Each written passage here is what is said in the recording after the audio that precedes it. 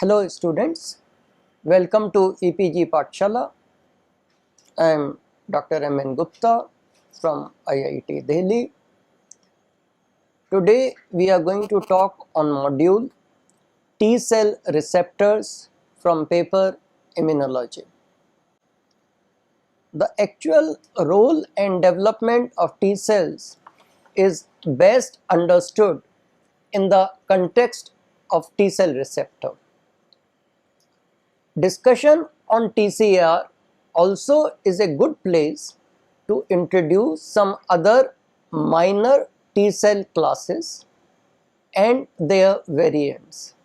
In early days of immunology, T cells were classified into three classes: Th, Tc, that is T helper cells, T cytotoxic cells, and T regulatory or TR. Interestingly, as our understanding of T cell functions increased and we learnt more about the cell-cell cooperation in immunology, Th and Tc turned out to be two main classes. Nevertheless, TREGs, as these are called now, are not unimportant. Maybe it is just that we know less about them. So the objectives of this module are to understand the challenges and learn about early findings about TCR. Secondly, to learn about differentiation of a progenitor into CD4 and CD8 T cells in the context of TCR. Finally, to understand the essential differences between BCR and TCR. Finally, we will learn about TREGs, gamma delta T cells and NK T cells.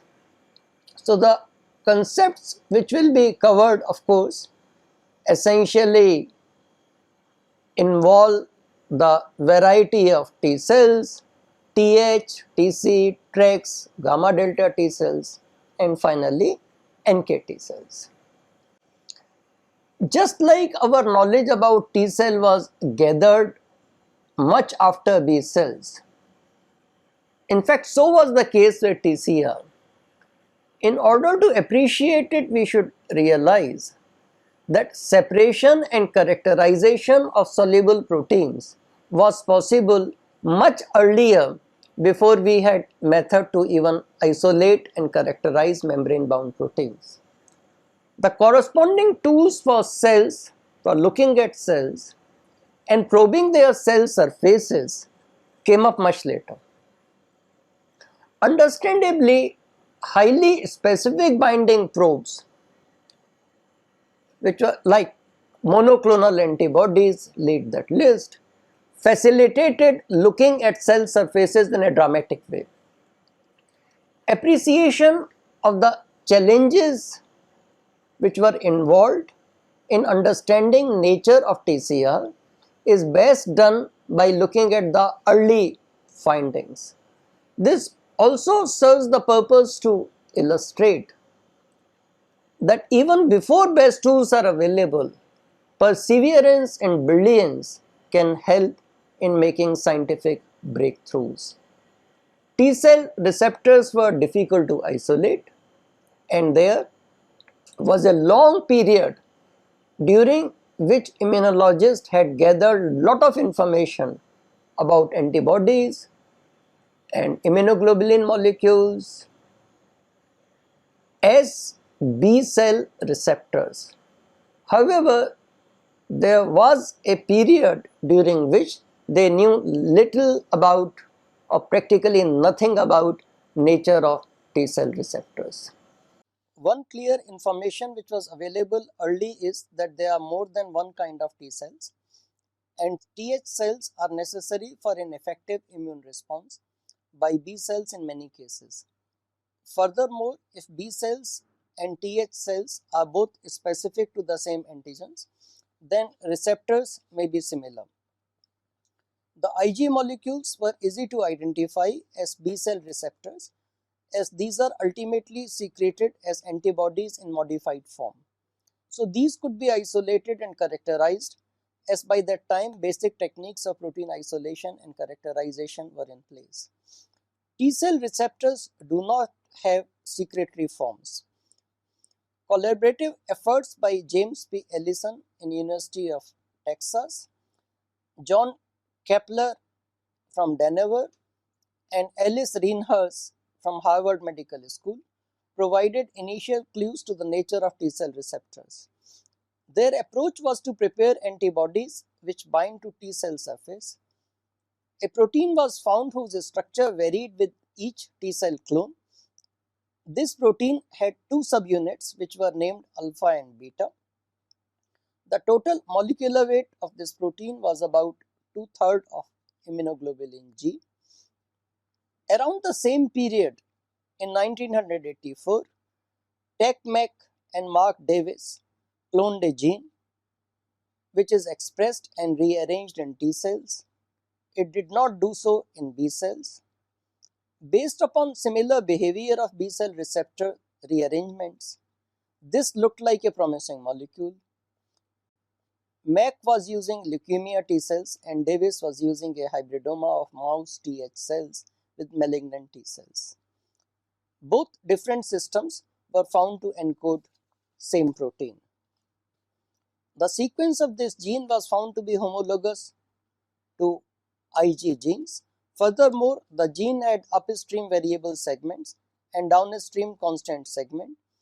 Reinhardt's group determined the amino acid sequence of the gene product and found that this gene was beta subunit of their presumed T cell receptor. Susumu Tonegawa by this time had shifted to MIT. His group, along with Hermann Eissen's group in the same institute, were working with the mouse TC cells. These groups isolated two more T cell DNA clones. Even in their clones, the downstream part of one gene was similar to beta subunit. The second molecule had sequence similar to beta subunit, had segments which rearranged in T cells, and even had a hydrophobic anchor component. Based upon this strong evidence and putting together all information available, it was assumed that this was alpha subunit of Ellison, Kepler, and Reinhers. This looked like end of the puzzle. However, Haruo Saito, who had been doing this work in Tonegawa's lab, isolated a third gene from same clone of TC cells. It also had many properties expected of a TC cell receptor. In addition, it had glycosylated asparagine residues. This facilitated its identification as true alpha subunit of Ellison, Kepler, and Reinhers. This left no role what was supposed to be alpha subunit by Saito and Kranz in Eissen's lab, so they labeled it as gamma chain. Why it had so many properties which are expected of a T cell receptor? Did it have some role in T cell recognition of antigens? Let us divert to MHC molecules again for a while. Ig, T cell receptors, and MHC are most diverse classes of protein. Ig and TCR vary from one clone of cell to another. MHC proteins vary from one individual to another. Transfer of tissues in vertebrates is not a natural phenomenon. So while MHC proteins are discovered in the context of graft rejection, why were these actually created by nature? In other words, what role these have in vivo?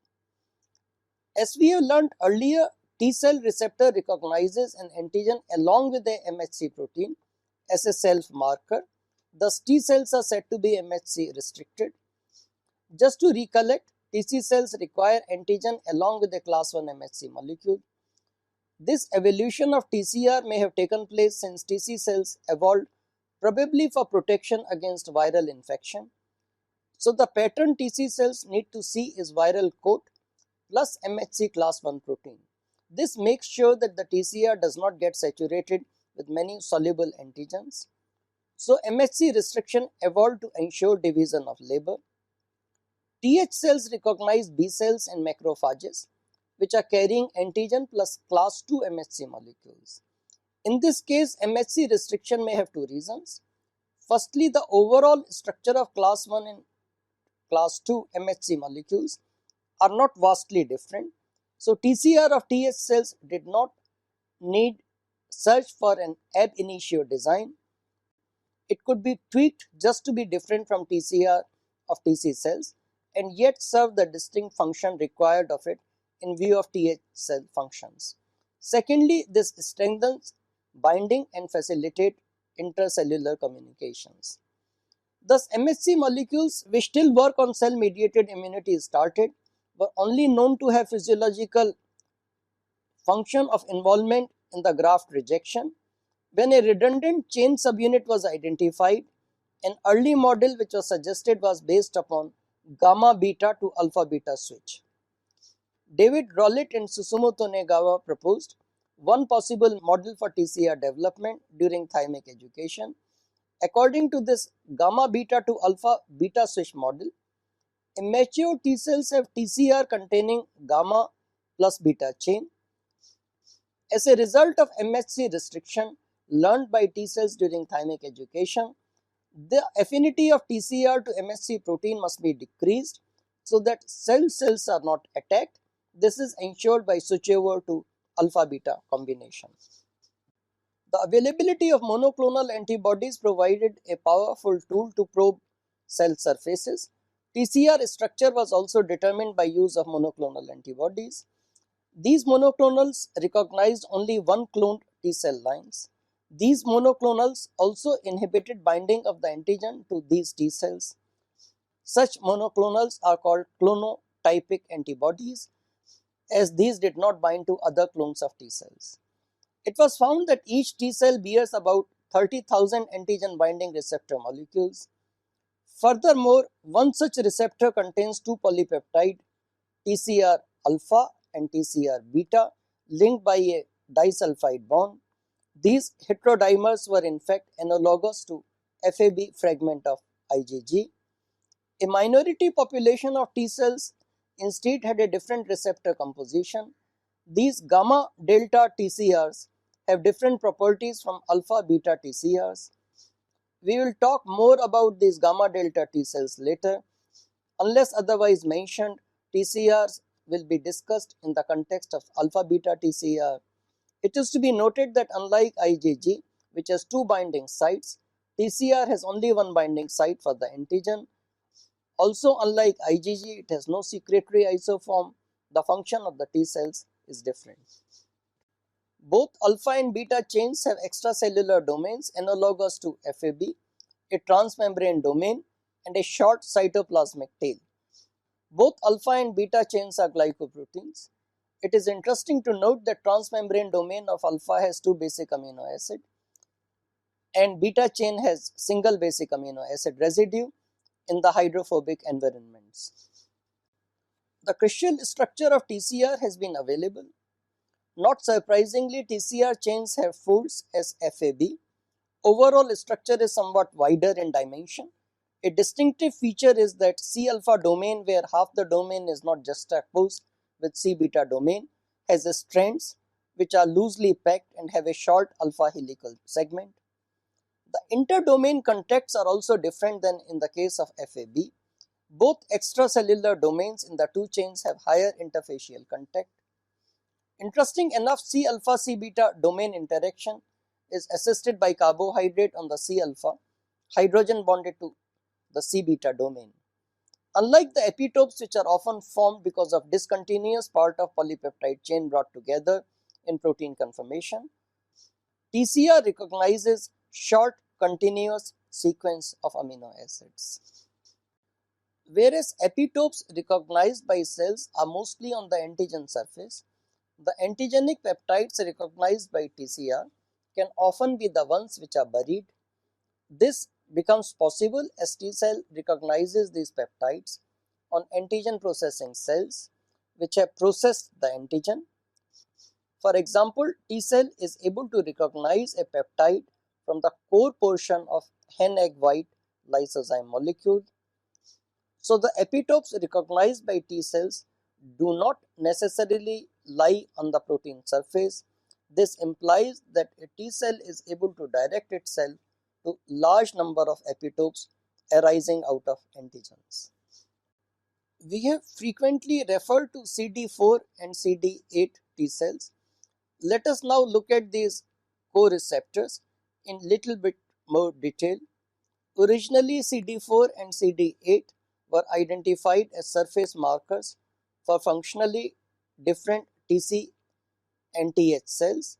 It was much later that it was discovered that these markers play an important role in recognition of two different classes of MHC molecules, that is class 1 and class 2 MHC molecules. As we have discussed, CD4 recognizes MHC class 2 molecules and CD8 recognizes MHC class 1 molecules. The CD4-CD8 interaction with MHC molecule is required for T cell response. This is part of how MHC restriction operates. Hence, CD4 and CD8 are called co-receptors. CD4 is a single chain polypeptide with 4 domains similar to Ig. However, there are some differences. D2 is not similar to either V or C domains of Ig and is sometimes called C2 domain. MHC class 2 molecules bind via D1 plus D2 domains. CD8 on the other hand has two chains alpha and beta which are linked by an interchain disulfide bond. CD8 isoform with two alpha chains also exist. Even CD8 alpha and CD8 beta chains are not very different. Both have a domain similar to V domain, an extended chain which anchors these to the T cell membrane. CD4 and CD8 as co-receptors are estimated to enhance T cell response to antigen carrying APC by about 100-fold. On their own, the binding of CD4 and CD8 with MHC molecules is not strong. Both through their cytoplasmic portion interact with the protein tyrosine kinase and bring it closer to TCR cytoplasmic tail mediated signal transduction molecules. The similarity between TCR and immunoglobulin receptor on B cells has been pointed out. T cells are also clonally selected in response to the presence of antigen. In case of T cells, what they see is the complex of antigenic peptide and MHC complex on the surface of the APC. TCR is also thus needed to be in variety of forms, in diversified forms. It turns out that the inherent mechanism by which TCR diversity is created are quite similar to the corresponding mechanism which generate antibodies or the receptors for the B cell surfaces. Let us look at the germline organization of the human T cell receptor alpha beta loci. The alpha and beta chains have already been described as consisting of a variable region and a constant region. TCR alpha gene locus is similar to L chains of IgG with V alpha and J alpha gene segments. This is present on chromosome 14. The TCR beta gene locus is similar to H chains of Ig and consists of V beta, J beta and D gene segments. Present on chromosome 7, it has a cluster of 52 functional gene segments, is followed by two separate clusters where each cluster has one D gene segment, 6 to 7 J gene segments and is a simple C gene. The TCR alpha gene locus has about 70 to 80 V alpha, 61 J gene segments followed by a single C gene segment. The TCR alpha gene locus has a TCR delta locus in between J and V gene segments. Somatic recombination during development of T cells creates diversity of TCR and involves formation of functional alpha and beta chains. A chain formation involves a V alpha gene segment combining with one of the J gene segment to create complete V exon. Transcription and splicing of this exon to C alpha produces the messenger RNA for alpha chain. Similarly, during beta chain formation, recombination of V beta, D beta and J beta produces V exon, which with transcription and splicing lead to messenger RNA for beta chain. The formation of alpha beta heterodimer follows. There are the similarities in the way Ig and TCR are produced in diverse forms. Both have P and N nucleotides at the junction of V, D and J gene segments, while in TCR alpha, P and N nucleotides are there between V and J gene segments. In Ig, only half of L chains have addition of N and no P is present. P nucleotides have palindromic segments present at the end of the gene segments. N nucleotides are non-template coded and are added by terminal deoxynucleotidyl transferase to a single strand of the coding DNA. In TCR, C gene segment codes for the anchoring transmembrane part of the chains. Hence, there is not much diversity and only one gene segment is there. This is unlike Ig, where C of H chain has many segments as it is involved in effector functions. There is a difference between the variability expected of a B cell receptor and a TCR. B cell recognizes the epitopes which often vary throughout their sequence and structure. TCR recognizes variability in the processed peptide predominantly. In TCR, equivalent of the CDR3 region of antibody is contributed by D and J gene segments. This is center of the binding site for the antigenic peptide. The peripheral of TCR equivalent to CDR1, CDR2 and loops of antibody are encoded by the V gene segments of the alpha and beta chains. Unlike B cells, T cells do not undergo hypermutation of V region.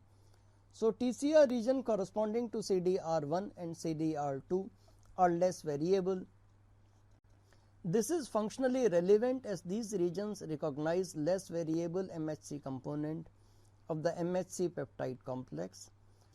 The structural information about TCR reveals that structural diversity in these molecules is maximum in the junctions of V, D and J gene segments.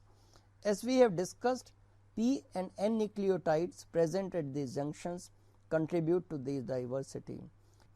The number of J gene segments are far more in TCR alpha as compared to BCR, and it codes for the CDR3. Hence, much of the TCR variability is concentrated in its center. In the absence of hypermutation in T cells, diversity in CDR1 and CDR2 is limited by germline V gene segments. Not involving hypermutation in diversity generation perhaps is a safeguard that a random mutation later on does not generate T cells against self antigens. In fact, thymic education eliminates T cells which show high affinity towards self antigens. Hence, any random mutation to enhance this affinity will undo the crucial preventive measure enforced by thymic education. In case of B cells, even if hypermutation does lead to limited recognition of self antigen, absence of TH cells with same specificity will result in poor B cell response. T cells already, by being MHC restricted, do not have the capacity of recognizing the self, do not have the capacity of recognizing the self antigen. Also, B cells show affinity maturation which is necessary for capturing toxins in extracellular fluids with high affinity. So hypermutation for B cells is a case of adaptive specialization. We will shortly discuss tracks which are involved in the phenomenon of immunological tolerance. We have repeatedly mentioned that T cells need to see a self marker in the form of MHC molecules. If that is so, how come T cells respond to foreign MHC molecules? It seems that 1 to 10% of T cells show this alloreactivity. So T cells during development may use self MHC to develop MHC restriction, but they are evolved to recognize MHC molecules in general. There are few modes by which this cross reactivity may arise. The foreign peptide, that is the plus the non-self MHC molecules, is different on APC, and this interaction dominates the T cell response. In another mode, non-self MHC are so different as MHC have high density on cell surface, thus MHC dominates binding of TCR and triggers swift graft rejection. The common lymphoid progenitor differentiates into B cell and pre-T cells in bone marrow itself. The precursor T cells migrate to the thymus. It is here that the TCR genes are rearranged in a process which includes thymic education. T cell precursors are enmeshed in the thymic stroma, the network of epithelial cells. The large number of thymocytes are formed. This is also the place where intrathymic dendritic cells are produced from hematopoietic cells. The interaction of thymocytes in turn induces the formation of reticular epithelial structure to further surround the thymocytes. In the thymus, cortex contains immature thymocytes and the medulla contains mature thymocytes, dendritic cells and macrophages. In DiGeorge syndrome in humans and nude mutation in mice, which is accompanied by absence of hair on these mice, absence of proper thymus results in absence of any significant population of the T lymphocytes. Thymus is fully developed at birth. The T cell development in thymus is accompanied by presence of different surface markers. The differentiation into alpha, beta and gamma delta T cells happens early. Interactions with stroma about a week results in CD2 expression, but these are double negative thymocytes as these lack either CD4 or CD8. Some cells express NK 1.1 plus receptor in addition to alpha beta TCR and are called NKT cells. NKT recognizes CD1 rather than MHC molecules. The beta chain on CD44 low, CD25 positive thymocytes pairs with alpha chain to become pre-T cell alpha. Proliferation and formation of double positive CD4 CD8 cells takes place.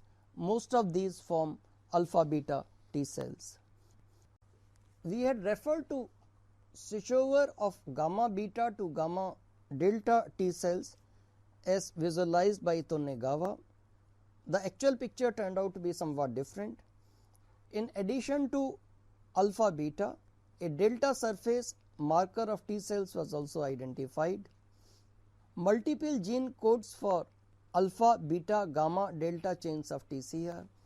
In some cases of T cells, the rearrangement to gamma delta genes occurs during the development. The number of V gamma and V delta gene segments are fewer than V alpha and V beta. Morphologically, gamma delta T cells are granular like NK cells. The V gene segment in these cells has broader specificity, and gamma delta cells recognize heat shock proteins, phospholipids and phosphoproteins. These T cells are not MHC restricted and can act as a regulatory or cytotoxic depending upon where the subset is located. In some ways, gamma delta T cells resemble NK T cells and can be viewed as parts of both innate and adaptive immunity. The last common precursor of alpha beta and gamma delta cell is a cell where in some TCR gene segment rearrangements have already taken place. This is indicated by evidence that alpha beta T cells contain rearranged or more often out of frame gamma chain genes.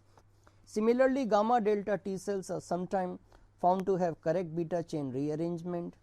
It appears that there is a race to rearrange beta, gamma and delta loci rearrangement, and if gamma or delta wins, it becomes gamma delta T cell. Most precursors successfully rearrange beta chain before gamma or delta genes are formed. The beta genes pairs up with PT alpha to produce beta PT alpha pre-TCR. This commits the cell to become alpha beta T cell. Hence, in a way, Tonegawa's model was a brilliant hypothesis. Gamma delta T cells differ in the pattern of expression of co-receptor molecules. Mature gamma delta T cells go into peripheral circulation after emerging out of thymus. Some gamma delta T cells are found in nude mice. In mice, gamma delta T cells reach epidermis and are wedged among the keratinocytes. Their morphology here become like dendrites, and hence these are called dendritic epidermal T cells. The second organ to be populated is the reproductive tract. The subsequent production of gamma delta T cells is not in burst but continuously at a rate much slower than alpha beta T cells. These use different V gene segments than earlier gamma delta T cells and also have extensive N nucleotides. These populate peripheral lymphoid organs. In human, these are DETCs, but gamma delta T cells are present in reproductive and GI tract. NK T cells share some properties of both NK cells and T cells. NK T cells express CD3 but respond to lipid and glycolipid antigen. CD1D, a non-polymorphic molecule instead of MHC, constitute presentation motif. These are cytotoxic and produce wider spectrum of cytokines than NK cells. NK T cells are present in the epithelial layer of endometrium. These cells increase in secretory phase of the menstrual cycle and are also a part of immune cell population after the second trimester of pregnancy. Just like NK cells, NK T cells play a role during microbial infection and against tumors.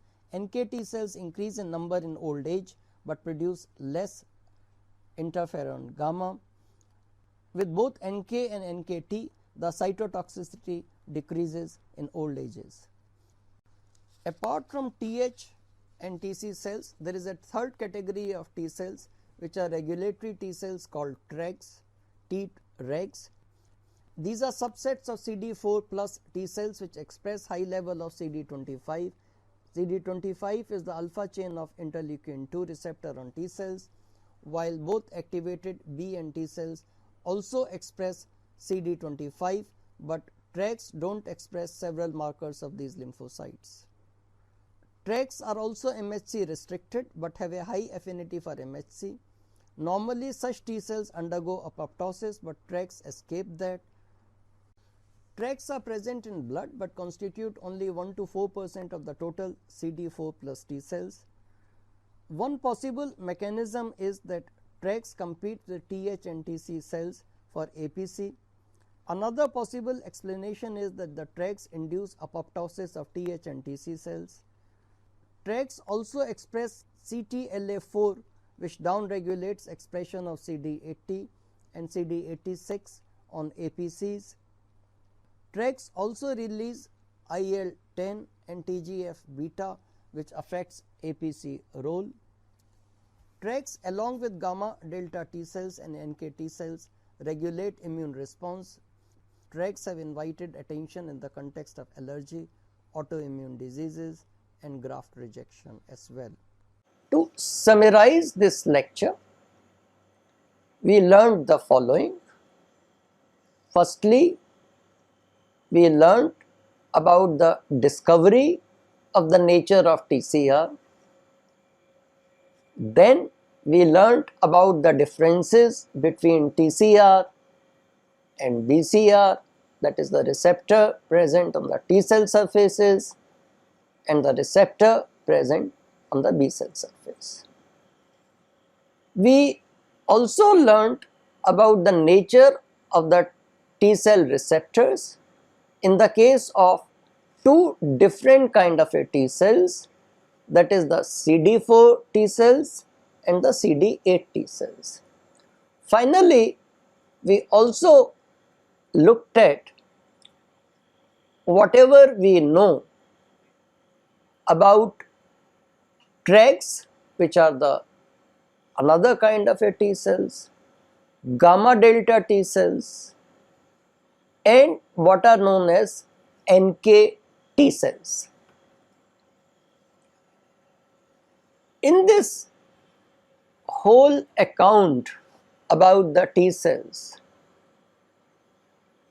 the main proponents are its own receptors, co-receptors, and other surface ligands which present and the presented antigen along with the MHC, which are of course involved in this presentation of the antigen on the antigen processing cells or viral infected cells. The next thing logically is to look at in detail in how antigen is processed and presented by APC or infected cells, because this is a phenomenon which we have been repeatedly mentioning. So we need to look at it, how exactly this happens, where does it happen. Only after this we will get a full picture about the role of co-receptors and the other surface ligands present on various kinds of a T cells about which we have talked in today's module. Thank you.